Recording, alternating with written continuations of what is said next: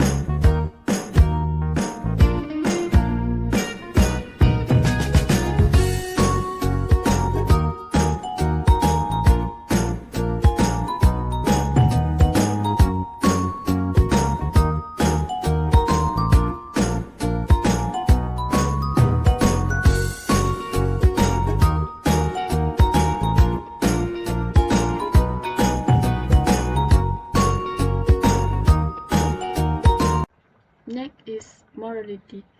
What is morality? Standards of conduct to apply to everyone rather than only a member belief about what is a good and bad behavior. This video will explain about morality. Morals. Morals are the prevailing standards of behavior that enable people to live cooperatively in groups. Moral refers to what society sanctions as right and acceptable.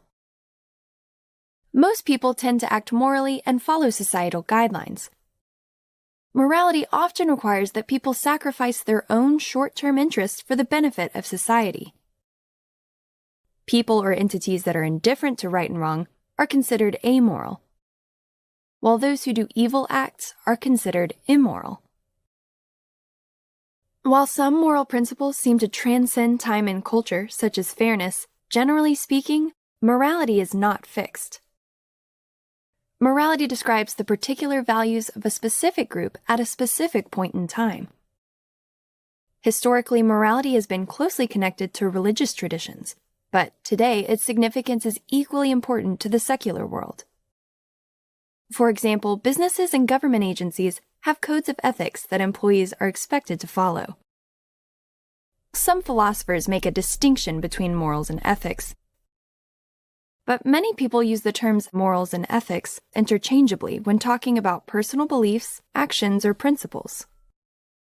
For example, it's common to say, "My morals prevent me from cheating." It's also common to use ethics in this sentence instead. So, morals are the principles that guide individual conduct within society. And while morals may change over time, they remain the standards of behavior that society uses to judge right and wrong. Next, we go to the professional ethics. What is professional ethics? Professional ethics is referred to the set of norms and values that make and improve the development of professional activities. It is responsible for determining the ethical guidelines of labor development through universal value that human beings possess. Next, we go to the video. This video will be explained about professional ethics. Elena is a project lead at a large corporation and is paid hourly. One day, Elena's boss tells her she needs to only charge a certain number of hours for completing some project tasks, even though, due to the complexity and creativity involved in producing the work, oftentimes the tasks take longer.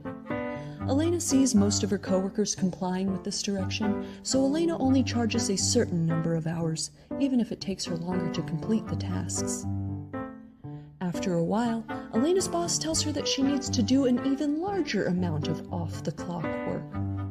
Elena refuses. Elena's boss tells her that if she doesn't comply with his demand, he will report to their supervisor that she had made a mistake. But Elena knew she didn't make a mistake. Elena thought long and hard. She decided that her time was valuable, and she had the right to be paid for her work. Elena decided that she needed to tell her supervisor that her boss was telling her to work off the clock. Soon after Elena's boss and supervisor discussed Elena's accusations, Elena noticed that she was no longer selected to lead projects anymore, and she wasn't being assigned much work either. Then, Elena's boss reported that Elena had made a big mistake, and Elena's boss and supervisor said that if Elena didn't stop making mistakes, she couldn't work there anymore. But Elena knew she didn't make a mistake. Elena knew she had to do something. Elena went to her HR representative and reported that she was being retaliated against. Then, Elena's supervisor and HR representative met with Elena and told her that they didn't believe her, that in fact she had made a mistake. But Elena knew she didn't make a mistake. Then, Elena was fired. But Elena knew her rights had been violated, and Elena had kept careful records.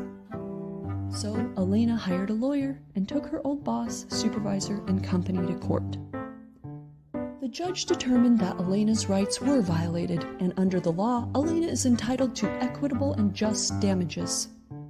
The judge issues a stern warning to Elena's old boss, supervisor, and company to start following the law, pay their employees, and not to discriminate in the way they had against Elena ever again. Had Elena's boss, supervisor, or HR representative followed the AECT Code of Professional Ethics, they would have been able to redirect the situation and perhaps could have avoided this whole predicament. As for Elena, with the damages paid from the lawsuit, she went on with her life rather unaffectedly and got a job that was, well, way better.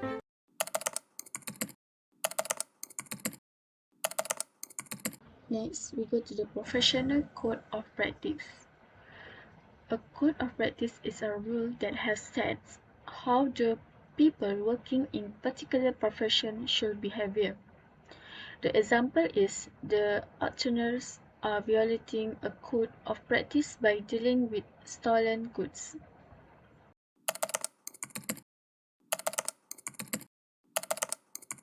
Next topic is licensing and registrations. The registration as graduate engineer are compulsory for one to take up employment as a graduate engineer, according to Section 72A, which specifies that a graduate engineer who is registered with the board may, subject to Section A, take up employment which require him to perform professional engineering service.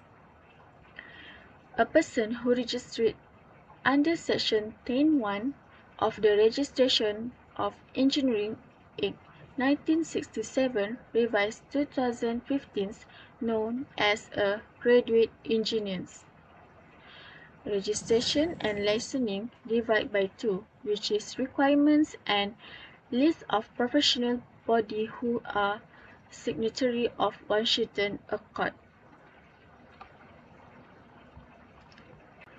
Requirements. First, engineering degree awarded by Malaysia, an engineering degree accredited recognized by Engineering Accreditation Council (EAC). Second, engineering degree awarded by other countries. The recognitions of engineering degree from overseas outside nation will be based on the accreditation given by a professional body that is signatory of the Washington Accord (WA). Third is graduate with engineering technology degree. Graduate with degree in engineering technology degree is eligible to register as engineering technologist. List of professional body who are signatory of Washington's Accord. First, Master Program Top Course. Graduate is advised to submit the following document for BEM's assessment prior taking up the Master Program. BEM will advise the graduate the subject to be taken and its credit hours. Second, top-up course subject. Top up a few lacking subject in the university where applicant has it graduate from or in any university offering recognized degree by the Engineering Accreditation Council Malaysia. Graduate is required to submit the degree scroll and full official transcript to BEM for assessment prior to taking up the top-up program. BEM will advise the graduate the subject to be taken and its credit hour. Registration for BEM is Rm 200 ringgit. Say what? Dear Robot Ethicist, Mr. Anderson pays me $6 an hour to mow his lawn. It usually takes me 2 hours, but last week I got it done 30 minutes faster. He already paid me in advance. Is it ethical for me to keep the money? From Amber. You're the paper's new ethics columnist? Okay, let's see your response. Dear Amber, ethical schmethical, just live in the moment. Best, Moby. Do you even know what ethics is? Alright, how should I begin? If you've ever watched a nature video, you may have noticed that animals behave a little selfishly. They act on their urges without much regard for other creatures. People are a little different. We care about how our actions will affect others. But we are part of the animal kingdom, so we still struggle with selfish urges. We want stuff for ourselves, whether it's food and money, or more complex things like love and popularity. Can you imagine what would happen if everyone acted on these desires? Yep, total breakdown in society. Fortunately, we've evolved a sense of morality, or right and wrong. This sense guides us to believe in certain values. Lying is wrong, kindness is good, that sort of thing. Values, in turn, help us make ethical decisions, choices that we feel good about. So you can think of ethics as a set of guidelines for behaving morally. Well, let's take this first letter of yours. If you take $12 for mowing the lawn in 90 minutes, your wage will be $8 an hour. That's deceptive, because you agreed to work for $6 an hour, and lying is morally wrong. Why? Well, our inner moral sense tells us it is. That's why so many ethical systems forbid it. Most religions and philosophies frown on dishonesty. And our legal codes prohibit certain kinds of lying, too. It's a crime to make false statements to the police or in a court of law. And if you're in business, it's illegal to make false claims to the public. It might help Amber to imagine herself in Mr. Anderson's place. No one likes being lied to. Mr. Anderson might not trust her to mow his lawn again if he finds out. Amber should admit that it only took 90 minutes to mow the lawn and offer to give $3 back. She might lose a couple bucks, but her reputation is more important than money. Anyway, that was an easy one. What else have you got? Dear Robot Ethicist, yesterday I caught my friend Steve cheating off my test. He's never done it before, and he begged me to keep it secret. If his parents find out, he'll be grounded for weeks. What should I do? From Anthony. This one's a bit trickier. We know that cheating is wrong, and every school has rules against it. On the other hand, friendship carries its own ethical obligations. Friends should be loyal and try to help each other out. By telling your teacher, you'd be betraying Steve. Yep, it looks like we've got an ethical dilemma, a situation with no clear-cut right answer. It may seem silly, but making a list of arguments for each action can be super helpful. The school code prohibits cheating, and you can get in trouble if your teacher finds out. But your friend will fail the test and get grounded if you say something. Still, friendship cuts both ways. It wasn't fair for Steve to put you in this position. There are definitely more reasons to speak up than stay quiet. Unfortunately, there is no formula for acting ethically. You have to judge by the individual situation. Ask yourself, what solution is fairest to all the people involved? Maybe you and Steve could go to your teacher together and tell her about the situation. Steve could ask for a makeup test or promise to do extra credit to keep his grades up. That way, he won't get away with cheating, and you won't betray his trust. Nope, I was happy to help, but it wouldn't be ethical for me to answer all your letters. You're going to have to rely on your own moral compass for the rest of these.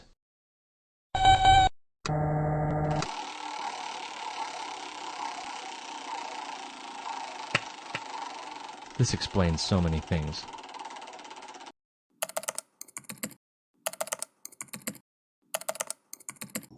Hi, assalamualaikum. My name is Norini binti Aznan. Next, I will present 4.3 Engineering Ethics.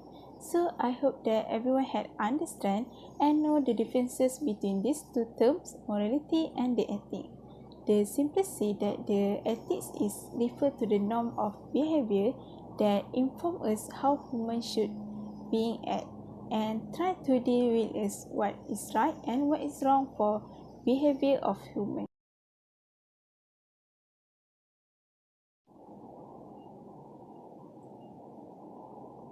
Okay, next we can say about the engineering ethic. It's also the same mindset, but we just apply to the field of engineering. It's the study of the value, issue, and decision that are involved with the work of engineering. For the definition of engineering ethic, is the field of the system of moral principle that apply to the practice of engineering.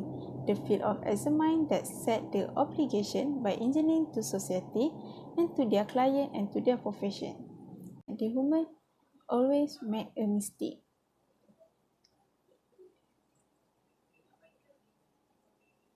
To keep us on track, we need something that will provide a sign of morality and a set of best practice for doing a good in the world. So that's why we need the ethics. The ethics, why we need the ethics? Because we need a general set of guidelines or idea for how the engineering of the world should go about the solving in problem.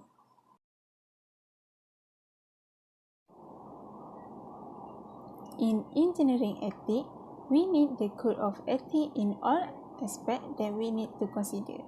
So that is the aspect. First is the way of engineering thinking. The second is the personality. Third is the communication skill. And fourth is the appearance.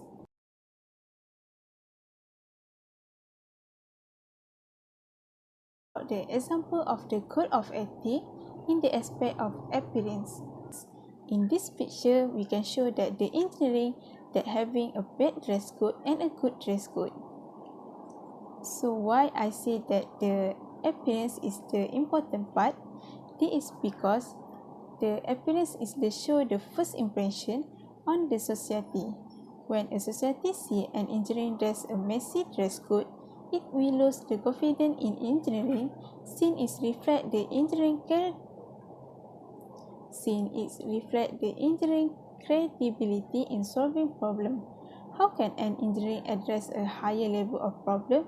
If he has a bad dress code, society will think wearing a neat and tidy outfit that is appropriate for the situation will not only persuade the client, but it will also increase the engineering confidence.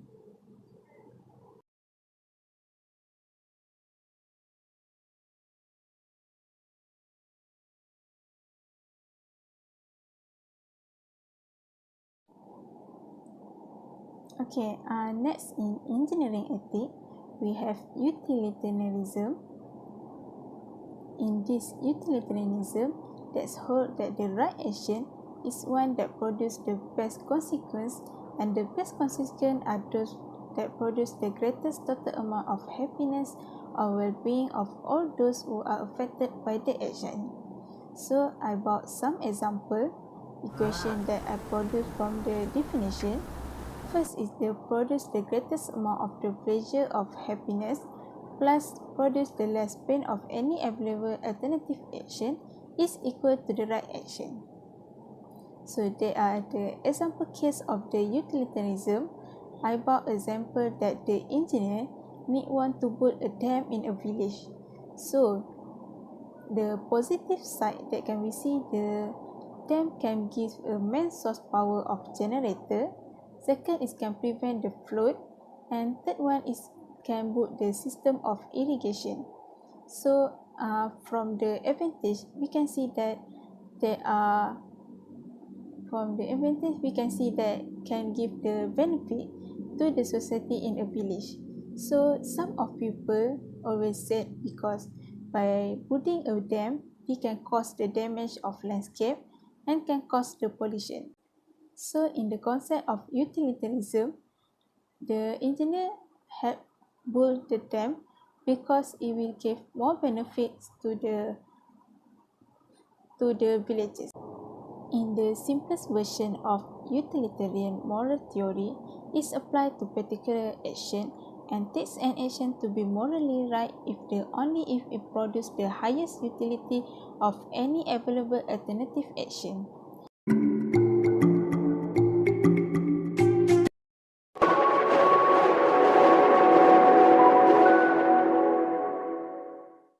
Hi, I'm Julia Markovits, and I'm an associate professor of philosophy at MIT. Today, I'm going to talk about utilitarianism. So I spend my time thinking about morality, about what makes actions morally right or morally wrong, and I wanted to talk today about a very simple, quite popular answer to that question, a moral theory that goes by the name utilitarianism. Utilitarianism has a lot going for it, but it also raises some very interesting worries, and I'm going to talk a bit about some of those. So utilitarianism is the view that actions are morally permissible if and only if they produce at least as much net happiness as any other available action. In other words, the more happiness and less suffering that results from our actions, the better the action is. And the right action is the one that produces the greatest balance of happiness over suffering. In fact, according to utilitarianism, any other action is morally wrong. This utilitarian principle is supposed to be absolute and all-encompassing. It will tell you for any decision whatsoever exactly what you should morally do, and it admits of no exceptions. Utilitarianism has been around for a long time, but it gained a lot in prominence and popularity in the late 18th century, due in part to the work of a British philosopher named Jeremy Bentham. Bentham published a long defense of utilitarianism called An Introduction to the Principles of Morals and Legislation in 1789, but he was also a very politically and socially active guy. In fact, he was an early defender of economic liberalization, freedom of expression, the separation of church and state, women's rights, animal rights, the right to divorce, the abolition of slavery, the abolition of capital punishment, the abolition of corporal punishment, prison reform, and even the decriminalization of homosexual acts. Remember, this was 1789. Bentham recognized the moral importance of these rights, many of which are now uncontroversial. In this, he was well ahead of his time, and in large part, I would think, because of his embrace of utilitarianism. That, for me, counts heavily in favor of it as a moral theory. And in fact, aspects of utilitarianism can look very hard to resist. We can break the utilitarian thesis up into two parts: a theory of what is valuable and a theory of right action given what's valuable. First, the theory of what's valuable. It says that the only thing that's valuable in its own right is happiness and the absence of suffering. Other things, like money, might be derivatively valuable because it helps us get happiness. Second, the theory of right action. The right action is the one that maximizes, produces the most of what's valuable, or if that's uncertain, that produces the most expected value. If you put those two pieces, the theory of what's valuable and the theory of right action given what's valuable, together, you get utilitarianism. Here's a very simple example. Let's say I'm a doctor and I have only 5 doses left of some very scarce medicine. In an emergency situation, I'm left with 6 patients, all of whom need the drug to survive. But one of them, let's call her needy, will survive only if I give her all 5 doses of the drug. The other 5 patients can survive on a single dose each, and we can assume that I know nothing else about these patients. Utilitarianism will tell us to divide up the drug, saving the 5 and allowing needy to die. Why? Because saving the 5 lives preserves much more happiness and prevents much more suffering than saving just 1 life. And in that case, that seems like the right answer. It's important to notice that these two elements of utilitarianism can be separated. We can accept the utilitarian view of what's valuable without embracing its claim about what that means for how we should act. And we can accept the utilitarian claim that the right action is the one that makes the most value without accepting the claim that happiness and the absence of suffering are all that's valuable.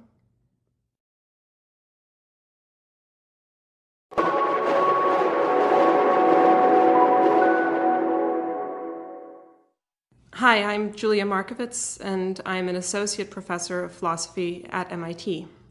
Today, I'm going to talk about utilitarianism.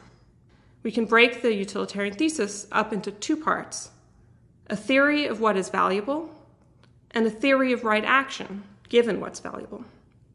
First, the theory of what's valuable. It says that the only thing that's valuable in its own right is happiness and the absence of suffering. Second, the theory of right action. The right action is the one that maximizes, produces the most of what's valuable, or if that's uncertain, that produces the most expected value. If you put those two pieces, the theory of what's valuable and the theory of right action given what's valuable, together, you get utilitarianism. Utilitarianism has a lot going for it. It's a very simple, theoretically elegant theory that has universal application. It's built on a value, happiness, that is at least extremely widely shared. Almost everyone, in fact, values happiness. In a way, it's completely egalitarian. In the utilitarian calculus, each person's happiness counts for as much as anyone else's. There's something very intuitive about the thought that happiness is valuable, and the more we make of what's valuable, the better. And as we've seen, embracing these thoughts led Bentham, at least, to important moral insights at a time when many around him were blind to those insights. But both parts of utilitarian thesis also raise some worries. One set of worries concerns the utilitarian theory of value. A lot of people have disputed that only happiness is valuable and only suffering disvaluable. Couldn't we be happy even though we're massively deluded about our lives? Maybe the people we think are our friends really despise us, and the work we think is a success is really widely derided. In that case, we might still be happy, but surely our lives would be lacking much that is valuable. These worries can be avoided to some extent by revising the utilitarian theory of value. Maybe it's not just happiness, but well-being more broadly understood that's valuable. It's a tricky problem to figure out exactly what's valuable, but I will set that problem aside here. I want to focus instead on a problem facing the second half of the utilitarian thesis, the theory of right action. This part of the thesis looks particularly hard to question. Once we've agreed on what's valuable, how could we deny that it's better morally to secure more of what's valuable? This looks very plausible, but it's proved to be surprisingly problematic. Consider this example due to the philosopher T.M. Scanlon. Suppose that Jones has suffered an accident in the transmitter room of a television station. Electrical equipment has fallen on his arm, and we can't rescue him without turning off the transmitter for 15 minutes. A World Cup match is in progress, watched by many people, and it will not be over for an hour. Jones's injury won't get any worse if we wait, but his hand has been mashed, and he's receiving extremely painful electrical shocks. Should we rescue him now or wait until the match is over? Does the right thing to do depend on how many people are watching, whether it's 1 million, or 5 million, or 100 million? To put a finer point on the problem, in fact, over 1 billion people watched the last World Cup final. Must a utilitarian conclude that poor Jones should be left to his fate? Consider this. From a utilitarian perspective, preventing one death is a very good thing. But surely preventing very many severe mutilations can relieve more suffering and so produce more value than a single life. And surely preventing a much larger still number of somewhat less severe mutilations is more valuable than preventing the comparatively smaller number of severe mutilations. And so on. Following this reasoning, we'll eventually arrive at comparatively minor harm, a headache, say, that if suffered by a vast enough number of people will be worse than a comparatively much smaller, but still vast number of somewhat more serious harms, maybe sprained ankles. But notice that less valuable then is transitive. If A is less valuable than B, and B is less valuable than C, then A is less valuable than C. So we seem to have arrived at the conclusion that preventing a vast enough number of headaches can produce more value than saving a life. And to get back to poor Jones, that avoiding 15 minutes of frustration for 1 billion soccer fans may be more valuable than preventing an additional hour of pain for Jones. If the second half of the utilitarian thesis, the theory of right action, is correct, and the morally right action is the one that maximizes value, it seems we're morally obligated to leave poor Jones to suffer. Can that possibly be right? It sounds wrong, but it's worth noting that we in fact make trade-offs like this all the time. We raise the speed limit for the sake of minor convenience for millions of people, even though it means more deaths on the highway. We fund research into athletes' foot treatments when we could instead pay for research into the cure of some very fatal but very rare disease. We direct some aid money into programs that target deworming, which benefits a lot of people a little, rather than programs that prevent death for a much smaller number of people. But in spite of this, many people will feel that utilitarianism has advised us wrongly in the Jones case. There are some things, they will think, which we may not do or allow to happen to people, even for the sake of maximizing total value. In other words, people have a right not to have their interests sacrificed for the greater good in some circumstances. Such people might also object, for example, to the use of torture to get potentially life-saving intelligence.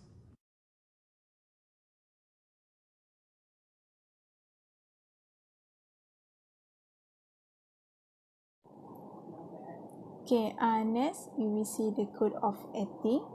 The code of ethics is a statement of the principle of the rightness of the broad scope and with enough detail to enable the reader to have an understanding of the requirements and its compliance. The code of ethics for engineers state the moral responsibility as seen by the professional and as represented by the professional society. So in Malaysia, we have the major professional engineering body. First is BEM, Board Engineering Malaysia. Second is IEM, Institution Engineering Malaysia. And the last one is ACEM, which is the Association of Consulting Engineering Malaysia.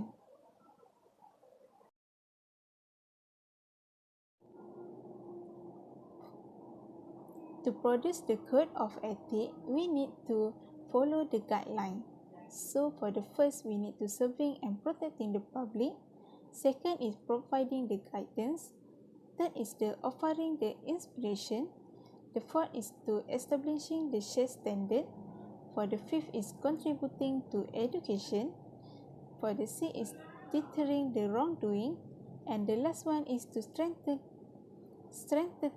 the profession image. So I bought the Code of Ethics for BEM, Board of Engineering Malaysia. So the example is the Code 3.0, Graduate for Engineering. For the code in 3.1, the register graduate engineer not to specify the qualification. In this code, the engineer should not represent the pertinent fact that concerning the employees, associate, joint venture or past accomplishment. Second is the registered graduate engineer should check with the due diligence the accuracy of fact and the data before he sign or endorse any statement or claim. Third is a registered graduate engineer should sign only those engineering documents that he has prepared or has been prepared under his control. The second is a registered graduate engineer should not express the publicly technical opinion that are not founded upon a competence and knowledge of the fact in the subject matter. If an engineer breaks the code, the engineer will be fined and suspended from the Board of Engineering. So, the code need to update it to the society time by time and follow the technology advance. So, next we will see the engineering ethic in the aspect of professional negligence and liabilities. The professional negligence occurs when a professional duty of care of their client is breached. The duty of care is common law agreement in which the client expects a certain level of a professionalism and respect to the company's standard. For the negligence is a failure to exercise the care that are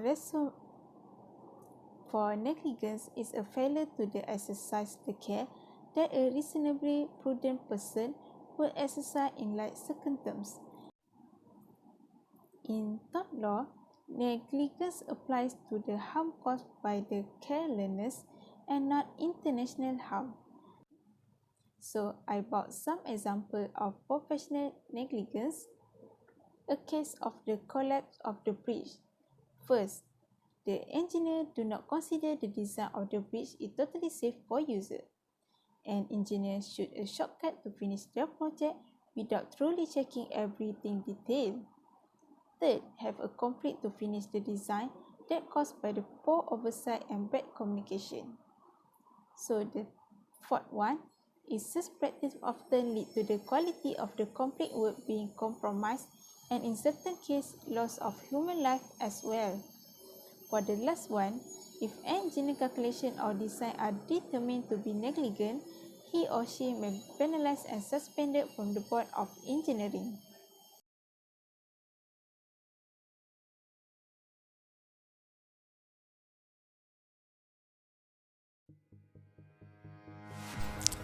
Hi there, this is eTalks. Welcome back to our channel. Today, we're back with another video. This time, I will talk about the Code of Ethics for the civil engineering professional and for the structural engineer or structural specialist. Stay tuned if you want to know more about this topic. But first, don't forget to like, subscribe, and hit the notification bell button to be updated of our latest post. What is a Code of Ethics? A Code of Ethics is a guide of principles designed to help professionals conduct business honestly and with integrity. These documents may outline the mission and values of the organization, how professionals are supposed to approach problems, the ethical principles based on the organization's core values, and the standards to which the professional is held. Why is it important to know the Code of Ethics? A Code of Ethics is important because it clearly lays out the rules for behavior and provides the groundwork for a preventive warning. The code articulates the values the organization wishes to foster among the professionals and in doing so, defines desired behavior. As a result, written codes of ethics can become benchmarks against which individual and organizational performance can be measured. The aim of a code of ethics is to provide guidance for group members to avoid situations where people who are in a position of power can mistreat others. What is the code of ethics for civil engineers and structural engineers or structural specialists? For the civil engineering professional, all civil engineers shall hold paramount the safety, health, and welfare of the public and shall strive to comply with the principles of sustainable development in the performance of their duties. Perform services only in areas under competence. Issue public statements only in an objective and truthful manner. Act in professional matters for each employer or client as faithful agents or trustees and shall avoid conflicts of interest. Build their professional reputation on the merit of their services and shall not compete unfairly with others. Act in such a manner as to uphold and enhance the honor, integrity, and dignity of the civil engineering profession. Continue their professional development throughout their career and shall provide opportunities for the professional development of those civil engineers under their supervision. For the structural engineers or structural specialists, it shall be considered unprofessional and inconsistent with honorable and dignified bearing for any member of the Association of Structural Engineers of the Philippines Incorporated and the Institute of Specialist Structural Engineers of the Philippines Incorporated to act for his client or for his employer otherwise than a faithful agent or trustee. To accept remuneration for services rendered other than from his client or his employer. To attempt to supplant another engineer in a particular engagement after definite steps have been taken towards his employment. To attempt to injure, falsely or maliciously, the professional reputation, business, or employment position of another engineer. It is considered unprofessional to review the work of another engineer for a same client, except with the knowledge of engineer, unless such engineer's engagement on the work which is subject to review has been terminated, and to advise engineering services in self-laudatory language or in any manner derogatory to the dignity of the profession. It is also considered unprofessional to use the advantages of the salaried position to compete unfairly with other engineers, to exert undue influence or to solicit or accept compensation for the purpose of effecting negotiations for an engineering engagement and to act in any manner derogatory to the honor, integrity, or dignity of the engineering profession. In conclusion, the Code of Ethics describes what brings the civil engineers and structural engineers together as a profession. This also serves as the foundation of the shared expectations of each other in the community. As a form of self-regulation, the Code of Ethics sets out the ground rules for decision-making for people who belong to a group. The expectation is that, as a professional belonging to this community of practice, you understand and agree to abide by this code. So that's it for this video. What do you think about it? If you like this video, please hit the like button. Let us know about your thoughts in the comments section. Or if there's anything that you want us to discuss, you could also leave it in the comment box below. Don't forget to subscribe and hit the notification bell button to be updated of our latest post. Once again, this is eTalks, where we value your professional growth. See you on our next video. Bye!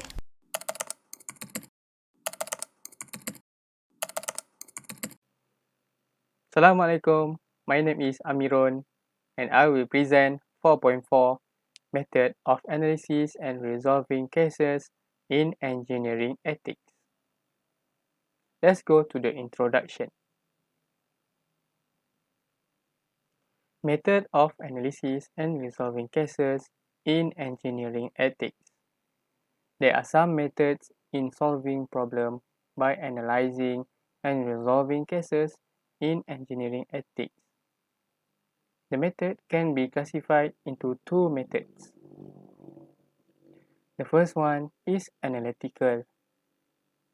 Analytical is providing the concept useful in identifying the types of issues that appear in a particular case, covering factual, conceptual, application, and moral issues. The second one is problem resolution. Problem resolution has two parts, bottom-up and top-down methods. Next, we go to analytical issues. Analytical issues can be divided into four types that are factual issues, conceptual issues, application issues, and moral issues. Next, we go to problem resolution. Problem resolution can be divided into two types. The first one is top-down, and the second one is bottom-up.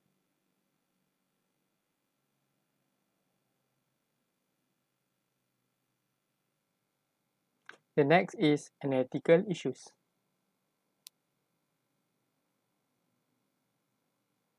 The first one is factual issues. Factual issues is the matter of fact is crucial in resolving the case, and it has to be distinguished from the fact, which is matter of fact that has already been settled and uncontroversial.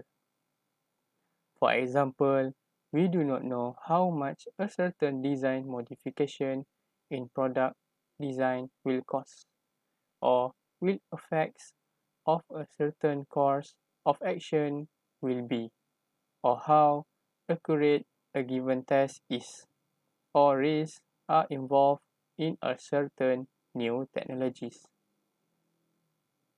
The second one is conceptual issues.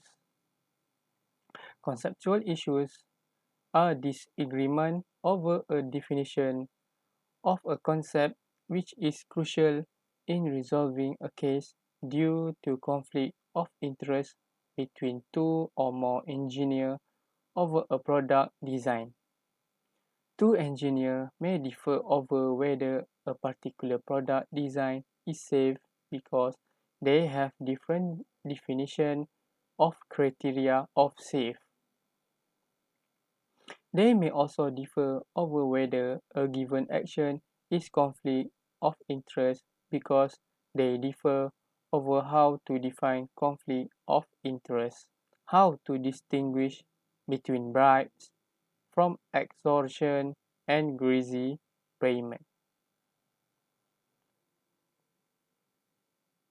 Here is an example of case involving a conceptual issue. Sally is a mechanical engineer employed by General Motors to design automotive gas tanks. According to government safety standards, the automobile must be able to survive moderate impact with no chance of gas tank catching fire.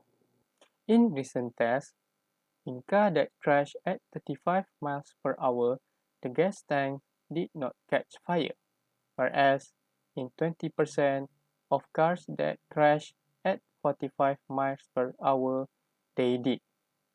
She knows she must first determine how the government defines moderate impact. Probably the most effective way to come up with a definition is to derive one from paradigm or standard cases. A standard case of a bribe might be one which an engineer accepts a large sum of money to specify a product that is not most appropriate one for the design.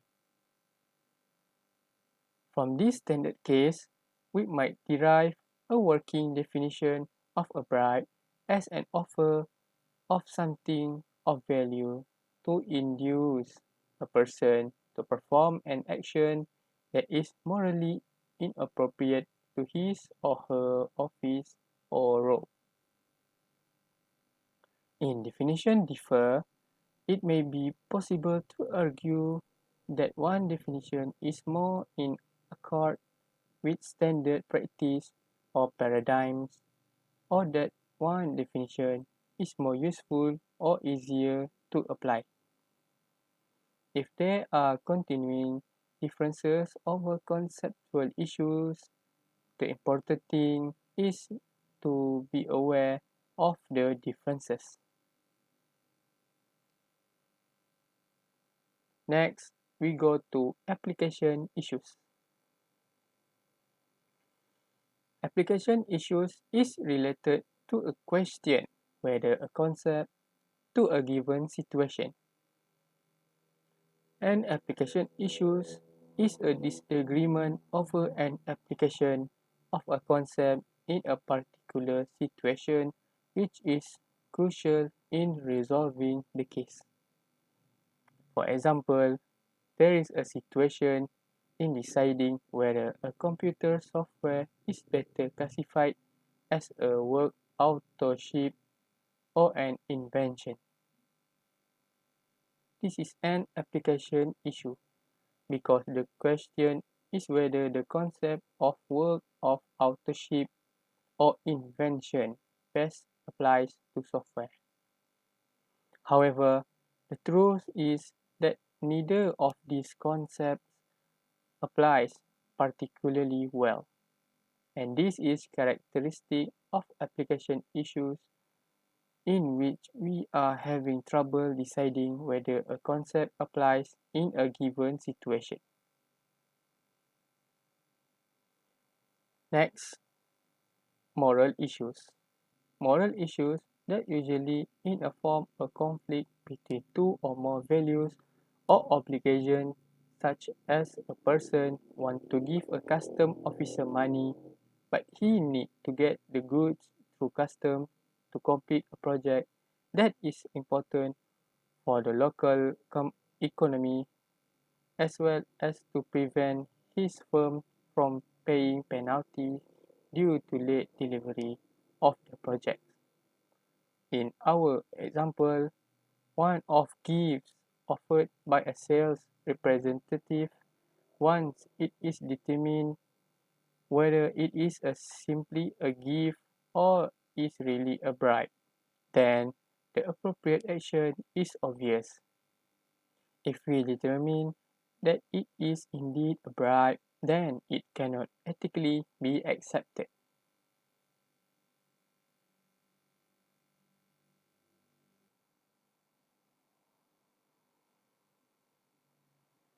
Next is top-down. Top-down analysis involves the identification of a moral theory to which one attributes credibility and that one believes to be generally correct. The case is then examined from the perspective of that moral theory. This approach is particularly useful in reviewing analysis of cases that prompts a change in practice or policy for future patients. Next one is bottom-up. Bottom-up analysis is the tool more commonly used in clinical ethics, at least at first. Physicians typically examine ethical cases in the way that examine patients, one at a time.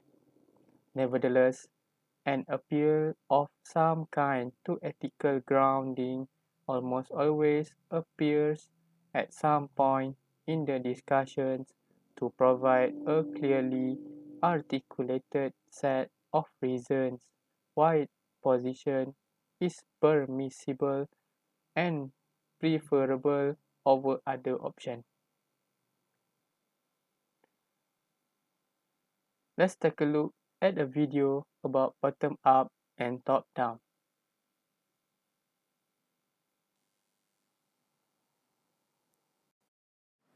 Hi there! Today we're gonna talk about top-down and bottom-up decision making. First, let's look at top-down definition. So, what is top-down? We have two sources over here. Firstly, according to Merriam-Webster, top-down is an approach where an idea or decision is controlled or directed from the highest levels. It starts with a general idea and having details gradually added as it goes down the hierarchy.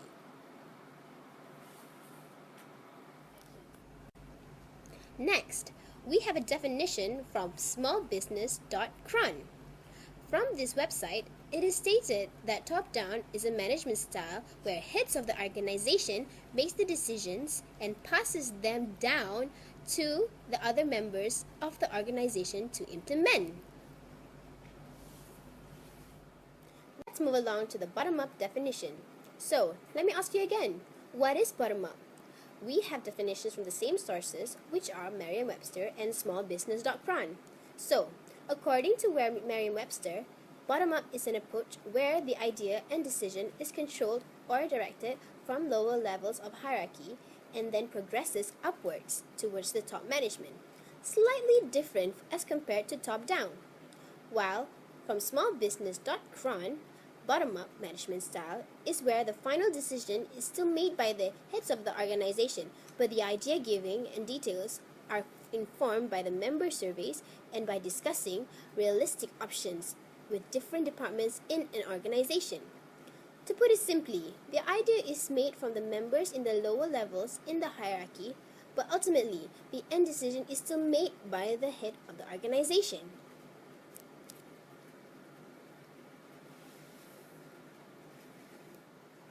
Next, let us go deeper into what exactly top-down is all about. First, let me show you some illustration of top-down. Well, generally, the top-down hierarchy is shaped like a triangle, whereby the pointy end on top represents the top management. The shape gradually widens, representing the departments and then ending with the employees of the organization. Here is an example of a hierarchy of an organization. We have the CEO on top, who comes up with an idea or makes a decision. The idea or decision is then passed down to the vice presidents and then to the upper managements. Here, the details of the idea are perfected and confirmed before sending them down to the employees. The employees are at the bottom of the hierarchy, and their main job is to execute the commands given by the management above them. In short, the guy on top does the thinking, while the people at the bottom add on and confirms the whole thing. Now, let us take a look at the hierarchy for bottom-up management. Bottom-up management can be illustrated by an inverted triangle. Therefore, it is opposite of top-down management. Here, the employees are at the top. Ideas are generated by taking into account everyone's opinion and suggestions.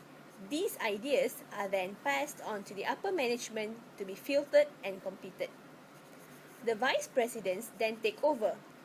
At the tip of the triangle, we have the CEO. Although people from the lower levels of the organization comes up with the idea, the final decision is still made by the CEO. But by comparison, ideas from the bottom-up management are more effective and complete, as many people helped to make the idea possible. Now, we go on into the details of top-down management. In top-down management, the top-down planning efforts begin with the board of directors and the top executives of the firm or the management. In top-down planning, decisions are taken at the top of the management. Lower level managers have little input or no input at all, as the decision is taken by the CEO. Plans are passed down to the line for implementation. Planners are able to focus on strategic issues but can be divorced from the details, as they only come up with the idea but not the implementation. The people from the bottom part of the management does the implementation. Now, we go on to the details of bottom-up management. In bottom-up planning, planning is initiated at the lowest level of the organization, usually by employees. For the bottom-up planning, it involves all levels of managers and other workers such as employees. This ensures that all are involved and all issues are considered before taking up a decision. Functional managers are able to suggest and evaluate plans from the employees before passing them up to the managers above.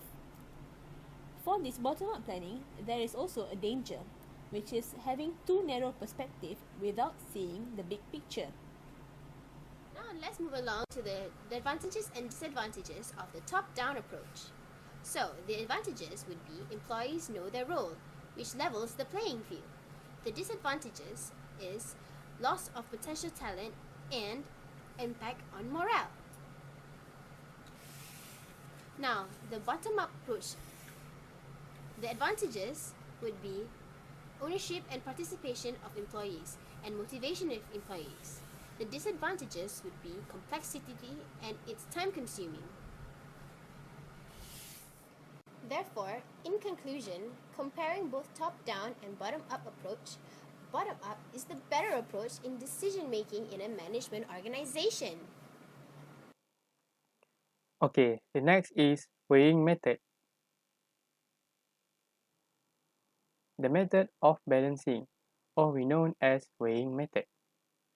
Balancing method or weighing method is the simplest method where reasons for alternative evaluation are considered and weighed, and the alternative that has the most convincing reasons on its sides is selected.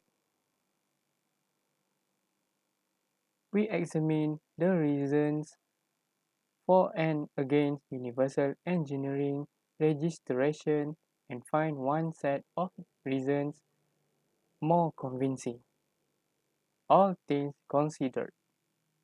Or perhaps we find the reasons on both sides equally convincing, in which case either option is morally permissible.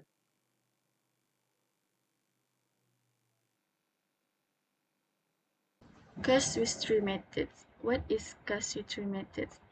Method of case reasoning especially useful in treating cases that involve moral dilemmas. It also a branch of applied ethics. It also known is the basic of case law in common law and the standard form of the reasoning applied in the common law. This video will explain a detail about the what is the casuistry.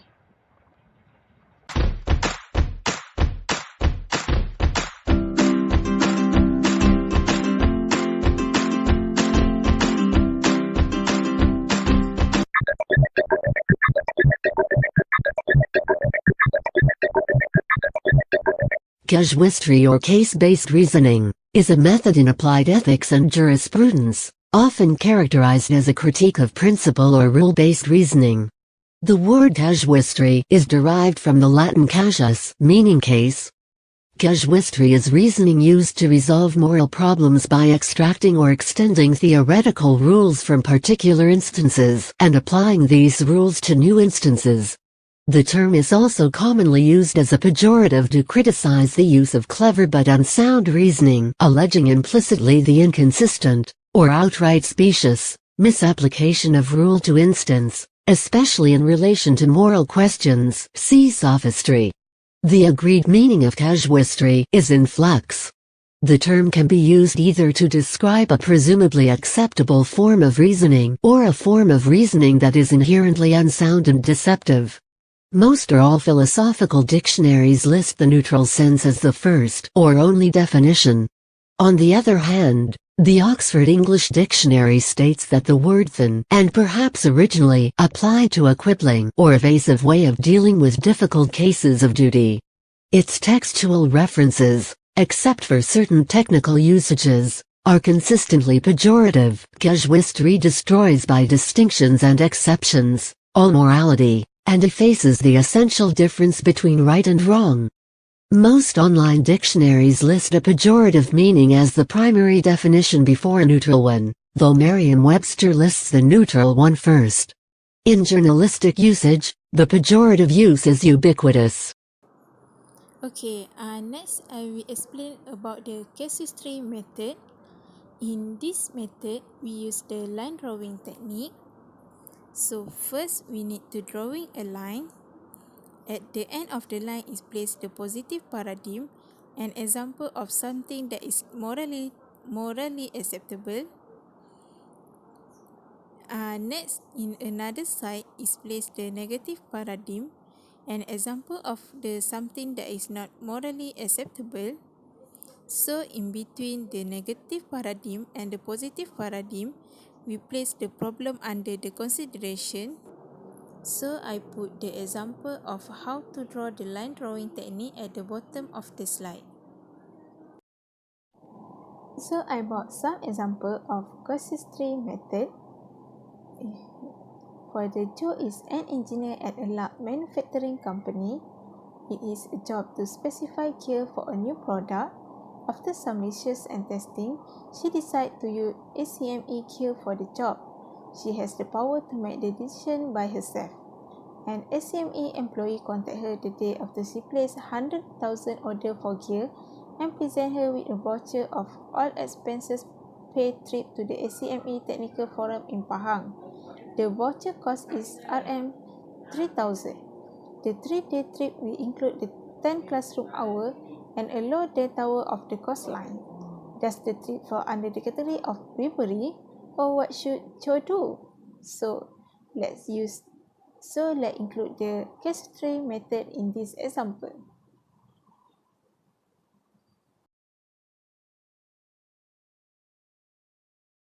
Method of case history method. First step is the more feature used in the analysis, the better. For sake of simplify, we had used only the few features, but are usually better to use more because it is more helpful and accurate the analysis become. Second is in arriving at paradigm case to be used for comparison with the test case, we assume that our intuitive common sense moral judgment are correct. The third is this assumption of the cause is usually valid, but may not always be. This particularly true is area where we morality changing, as it does, or where novel sort of experience. For the fourth one, it might not be easy to set up the non-controversial paradigm cases with respect to some issue in environmental ethics. So for the last one, for the method of casuistry, the profession itself must agree on paradigm or acceptable and unacceptable practice. There must be agreement among engineering or confidentiality and other issues. So I brought the solution by using the casuistry method. First, the gift size. In the positive paradigm is Rm1 ringgit and the negative paradigm is 3,000. So for the test case, we mouse over to the negative paradigm. So second is the reason. The positive paradigm is after decision and the negative paradigm is before decision. So for the test case, it's close to the positive paradigm because the Joe decide to buy the gear after the decision. And the power to make the decision, the positive paradigm is others and the negative paradigm is alone.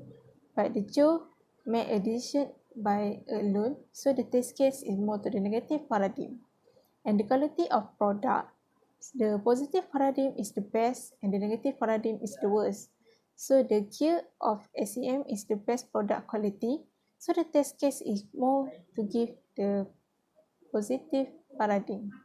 Line drawing method. What is line drawing method? Line drawing method is the method that involves a few short steps and is very simple to use. It can be broken down into three broad categories. First is consequentialism. Hi, my name is Julia Driver and I teach in the philosophy department at Washington University in St. Louis. Today I'm going to introduce you to the theory of consequentialism. Consequentialism is a type of normative ethical theory. Such theories provide criteria for moral evaluation and may also recommend rules or decision procedures for people to follow in acting morally. Consequentialism, in its most general form, holds that the moral quality of an action is completely determined by its consequences. There are variations on this theme. For example, we might be evaluating character traits instead of actions, or we might be evaluating actions in terms of the consequences of adopting a set of rules that prescribe those actions. The common thread, however, is that moral quality is a function of consequences and nothing else. Traditionally, consequentialist theories of moral evaluation have two parts. One part is an account of what is good, and the other part an account of how to approach the good, which underlies the attribution of deontic properties to the action, such as the property of being right. For example, the most well-known version of consequentialism is hedonistic act utilitarianism, which holds that the right action is the action that maximizes pleasure, the action that has the best overall consequences in terms of the production of pleasure. Here, the theory of the good is hedonism, which is the view that pleasure is the one intrinsic good, and the approach to pleasure is to maximize it or to produce as much of it as possible. Suppose a doctor, Martha, has a dose of medicine that is just enough to save the life of one person, Steve. To save Steve, she would need to use the entire dose of medicine. However, there are 5 other people who need much smaller doses in order to be saved. She could instead divide the medicine into 5 smaller doses and save them instead of Steve. The utilitarian would view the right action as the action with the best consequences, and so Martha should use the medicine to save 5 rather than just 1. The guiding idea is that the point of morality is to make the world a better place. Consequentialism is contrasted with theories of moral evaluation that either hold that consequences are not relevant in determining the moral quality of one's actions, or that consequences are only partly relevant, and that other considerations matter in determinations of moral quality. Very few believe that consequences are not at all relevant. However, there are very many moral theorists who believe consequentialism is incorrect because it reduces the moral quality of an action to the goodness of its consequences. For example, I have moral reason to keep a promise even if the promise does not promote the good. The reason is simply that I made the promise. If I break a promise, I have done something wrong, even if the consequences of breaking the promise are slightly better than the consequences of keeping the promise. Maximizing forms of consequentialism are thought to be overly demanding. If the right action for me to perform is the one among the options open to me that produces the most good, and if failure to produce the most good is therefore wrong, then many of our ordinary actions are wrong. For example, if I buy a bagel every morning for breakfast rather than make my own toast at home, then I am spending money on a bagel that I could be spending to do something else that, morally speaking, is better. I could save my bagel money and send it to Oxfam, and use the money to save people's lives. And this is true for very many of the purchases that people in affluent countries make. Thus, maximizing forms of consequentialism, such as utilitarianism, seem to be morally very demanding. To avoid this problem, some consequentialists hold that the right action need not maximize the good. Instead, the right action is the action that produces enough good. This is called satisficing consequentialism. However, this approach seems odd, since maximizing seems to be rationally required by the observation that more good is surely better than less good. Second is deontology. Deontology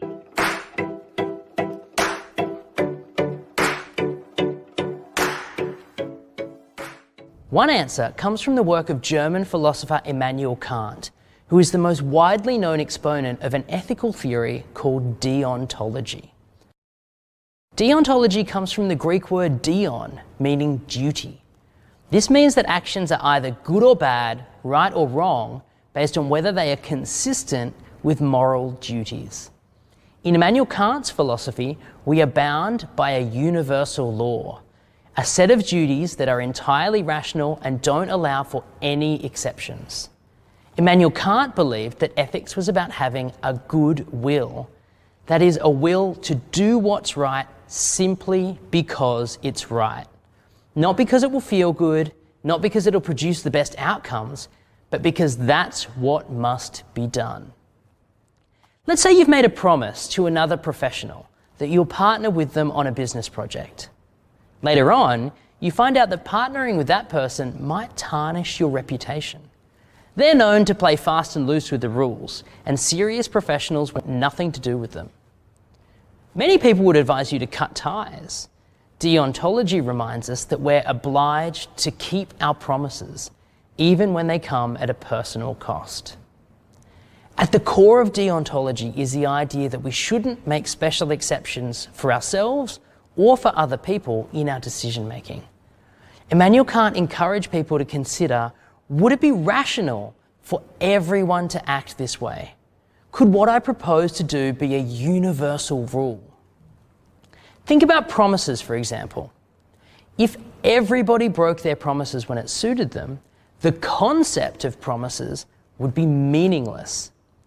It's not that breaking promises produces a bad set of outcomes. For Kant, it's just not rational to allow everybody to break their word, which means we shouldn't do it ourselves. Deontology also reminds us about the dignity of every person. Kant argued that we could never treat a person as if they were a tool. Sometimes it's tempting to use people, staff, clients, friends, and family, without showing respect for their rights, needs, or intrinsic dignity. Deontology reminds us to take account of the importance of every person as equal to our own. Are there ways you make special exceptions for yourself? Can you think of times when you tend to use people as mere tools, rather than respecting them as people with will, agency, and dignity of their own? Are there some basic rules that must never be broken, no matter the cost?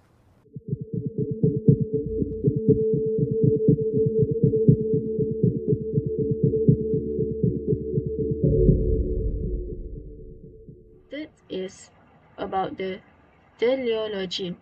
Teleology is a type of ethical theory that evaluates human action according to their final causality or the ultimate end. The next is case study.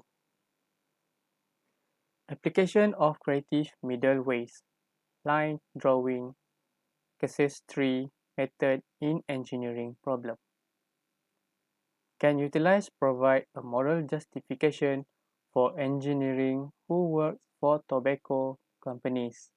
For example, in designing cigarette making machine, in your answer, take account of the following facts. Cigarettes kill more than 400,000 Americans each year, which more than the combined death caused by alcohol and drug abuse, car accidents, homicide, suicides, and AIDS. Cigarettes companies do much good by providing jobs, such as Philip Morris employs more than 115,000 people worldwide. Though taxes over 4 billion USD paid by Philip Morris in a typical year, and though philanthropy.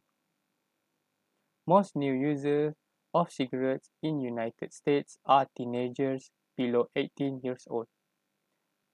There is disagreement over just how addictive cigarettes are, but adults have some choice in deciding whether to continue using cigarettes, and they may choose to continue using for reasons beyond the addictive potential of nicotine. Solution.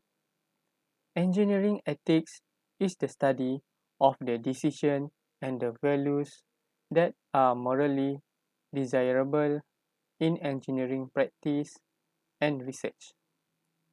Ethical dilemma or moral dilemma. In a scenario when moral reasons clash or the application of moral norms is difficult, it is not immediately clear what should be done. Professions. A code of ethics is a standard that specifies works that requires advanced knowledge, independent judgment, self-regulation, and coordinated service to the public good. Here are some videos about the difference between profession and occupation.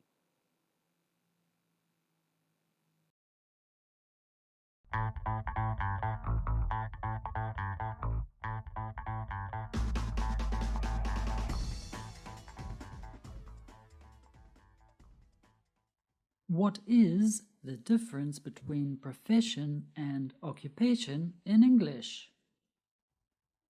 A profession requires a degree or completed studies at a university or other institution of higher education.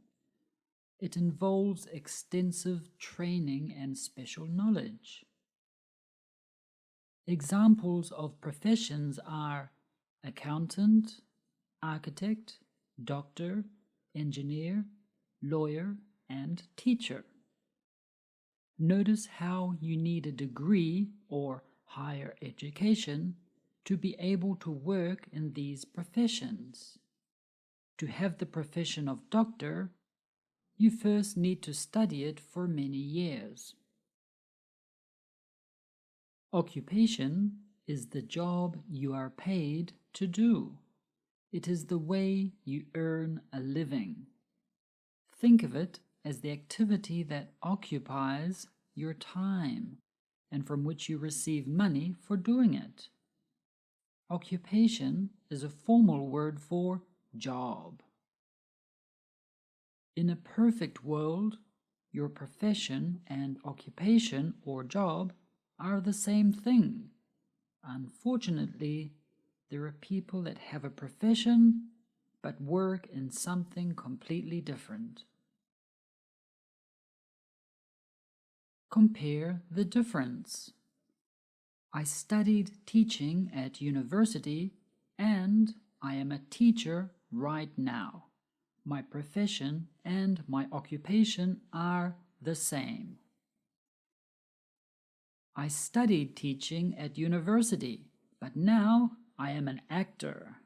My profession is teacher, though my occupation or my job right now is actor. Do you have a profession? Is your profession the same as your occupation? What is your occupation, or what is your job? Answer these questions in the comments section. Have an awesome day.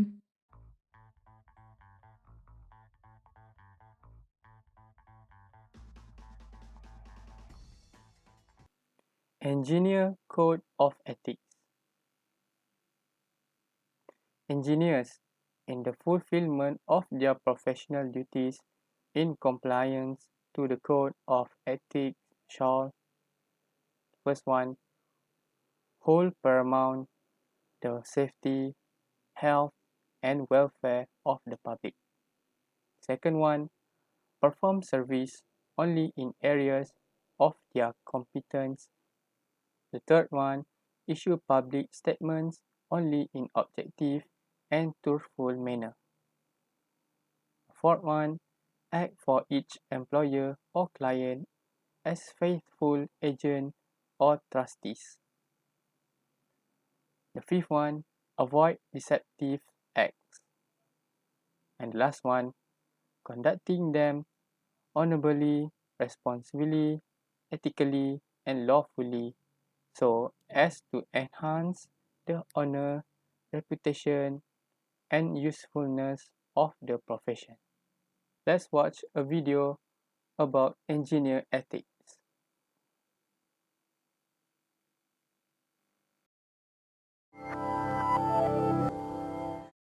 We all make mistakes. In life and engineering, you're not always going to succeed. What's important is that you learn from your screw-ups and incorporate those lessons into what you do next. Because when you don't, the consequences can be bad, even deadly. To help keep us on track, we need something that will provide a sense of morality and a set of best practices for doing good in the world. We need ethics. Specifically, we need engineering ethics.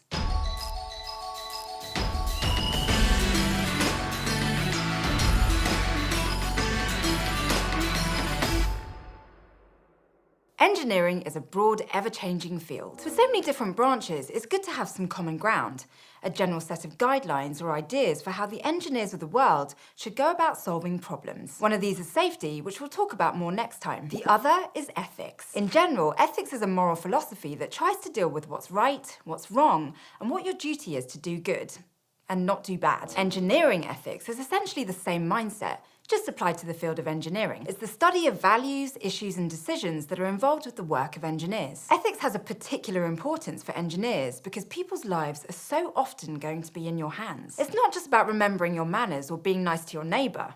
What you create as an engineer could save a person's life or take it away. When you swallow a pill at the hospital, you need to be able to trust that the people that came up with it had your best interests in mind. When you drive over a bridge, you need to know that the civil engineers who designed it took the time to make it as sturdy as possible. The foods you eat, the cars you drive, the wires in your home, they all need to be designed with ethics in mind. If you want to see how bad an engineering failure can be, look no further than the Kansas City Hyatt Regency collapse. In July of 1980, the Hyatt Regency Hotel in Kansas City, Missouri, was showing off its new multi-story atrium, decked out with 2 levels of suspended walkways. These walkways were supported by beams which were supposed to be held up by long rods hanging from the ceiling. To even the load and reduce the stress on each beam, the walkways were supposed to have a single rod extending all the way through them. But something happened between the initial design stage and the actual building of the atrium. When the builders had some difficulty putting it together, the system was modified to have 2 separate shorter rods instead of a single longer one. This design change meant that the upper rod had to not only support the weight of the walkway that it held up,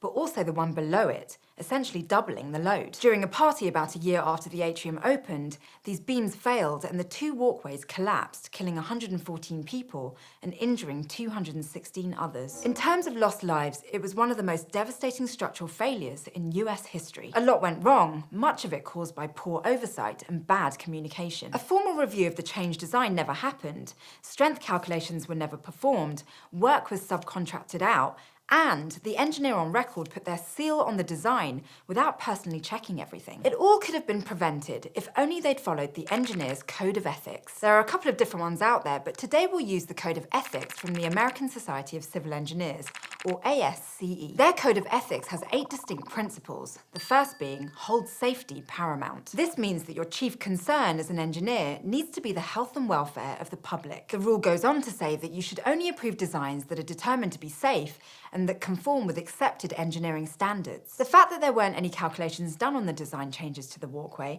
and that the engineer on duty approved the designs without properly checking them clearly goes against this principle. That's why the Committee of Professional Conduct that reviewed the case ruled that the engineer had violated their code and suspended them from the society for 3 years. If you take a look at the rest of the code, you can see some other useful rules about how engineers should approach a problem. The second rule is to service with competence, which means that you should only work in areas that you're skilled in. If you're not an electrical engineer, you shouldn't be messing with the wires in a building. The third states that you should always issue true statements. Basically, don't lie. Then comes the need to act as a faithful agent for each of your employers or clients and avoid conflicts of interest. One of your jobs shouldn't cause you to sabotage another. There's also the rule of reputation by merit, which means your reputation is built up by the work that you do and not by unfair means. That goes hand in hand with the requirement to uphold professional honour, where you act with integrity and have a zero-tolerance policy for bribery, fraud, or any sort of corruption. The 7th rule is to continue professional development,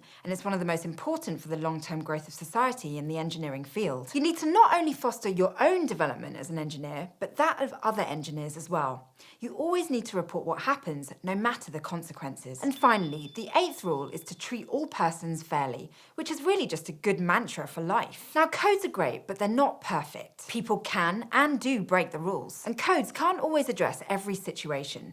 They may need to be updated as society and technology advance. So it all comes down to this. What are the highest priorities? If engineers are trying to create good for the public, you need to ask, what is good and how can we prioritise good? It can't just be consequentialism, having the end justify the means, or you leave the door open for some pretty big ethical grey areas. No, we need better ethics than that. One of the most influential ethical theories to engineering has been utilitarianism. This is the belief that actions are right if they're useful or beneficial to the majority of people. You should try and maximise the overall good that you can do, taking into account all of those that will be affected by your actions. Rights ethics is also very important. Simply put, you should do your best to respect the rights of others. Acts of respect aren't just ideal but necessary, regardless of whether or not they always maximise the overall good. In that way, you can see how ethical theories can stack on each other. There's also duty ethics, which is all about respecting another person's autonomy. This builds on rights ethics, but puts the spotlight on your duties rather than another person's rights. If you have a right to live, then I have a duty to not market a misleading product that could kill you, or sign off on a new walkway design that I haven't checked. Applying engineering ethics is all about trying to balance these ethical theories with whatever situation you're put in. It's not always easy or simple, but as an engineer, you have a duty to try your best. We improve individually and as a community with practice and learning from the past. Remember that City Court building we talked about last episode? The one whose pillars were in the middle of its sides rather than at the corners. Wind from the wrong angle could cause the entire structure to fall, and no one realised until a student pointed out the problem after it was already built. After those discoveries were made and they started immediate repairs, did they have an obligation to inform everyone in the building? How about the church that was underneath it? What about the people in the surrounding area, or the media, or the local government? What was the proper protocol that they should have followed? If you pick apart this incident, you can zero in on the ethics surrounding several of these points. To start, you need to analyse those wind loads. You need to check all of your calculations and not simply rely on building codes, which only set minimum requirements and aren't always what a specific project needs. Then you should address the design changes, which in this case was a switch from welded connections to bolted ones. Those changes need to be considered in the overall design and checked by everyone involved. It can't just be a hasty decision. You also have your professional responsibility to follow the codes of conduct for every chartered institution that applies to what you're doing. Public statements are absolutely necessary in a situation like this.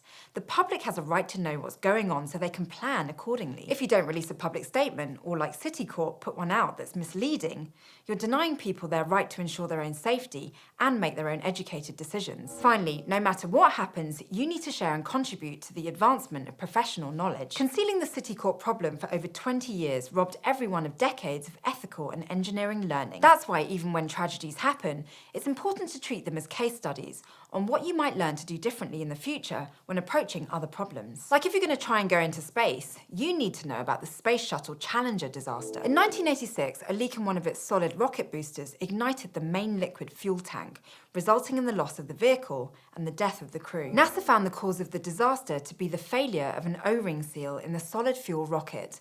And while there were many factors that contributed to this disaster, it was fundamentally an ethics problem. Sufficient testing hadn't been done on the O-rings, and NASA management didn't listen to the concerns of some engineers, all so they could stay on their launch schedule. Who knows what would have happened if a better ethical code was followed?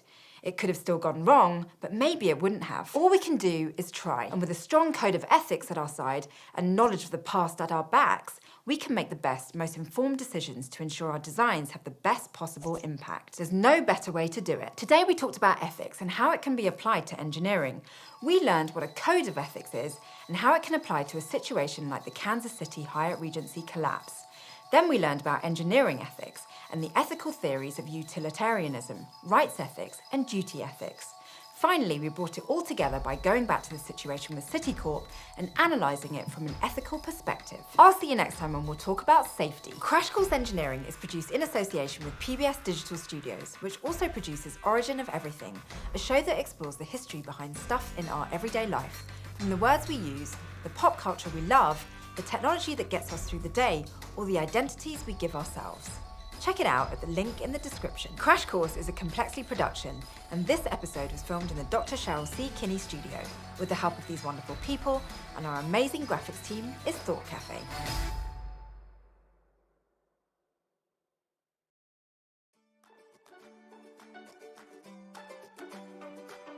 Okay, that's all from us. Thank you, until we meet again.